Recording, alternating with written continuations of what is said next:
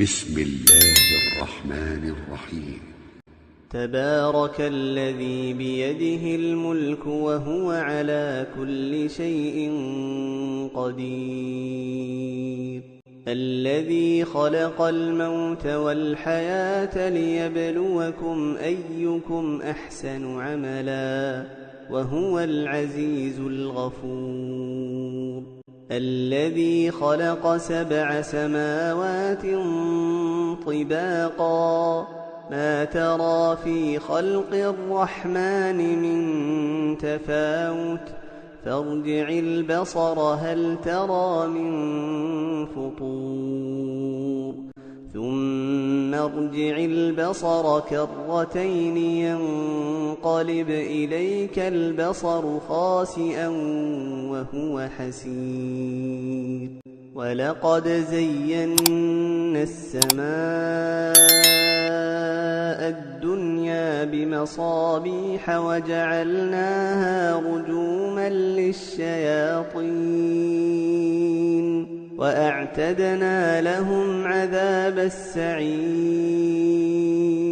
وللذين كفروا بربهم عذاب جهنم وبئس المصير. إذا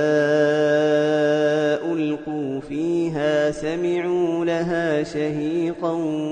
وهي تفور تكاد تميز من الغيظ، كلما ألقي فيها فوج سألهم خزنتها ألم يأتكم نذير، قالوا بلى قد جاءنا نذير فكذبنا وقلنا ما نزل الله من شيء إن أنتم إلا في ضلال كبير، وقالوا لو كنا نسمع أو نعقل ما كنا في أصحاب السعير، فاعترفوا بذنبهم فسحقا لأصحاب السعير. إن الذين يخشون ربهم بالغيب لهم مغفرة وأجر كبير، وأسروا قولكم أو اجهروا به إنه عليم بذات الصدور، ألا يعلم من خلق وهو اللطيف الخبير. هو الذي جعل لكم الأرض ذلولا فامشوا في مناكبها وكلوا من رزقه وإليه النشور. أأمنتم من في السماء أن يخسف بكم الأرض فإذا هي تمور، أم أمنتم من في السماء أن يرسل عليكم حاصبا فستعلمون كيف نذير. ولقد كذب الذين من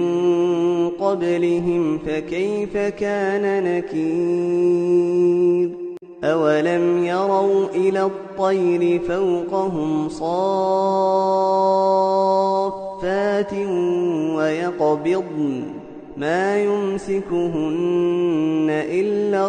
الرحمن إنه بكل شيء بصير. أمن هذا الذي هو جند لكم ينصركم من دون الرحمن إن الكافرون إلا في غرور.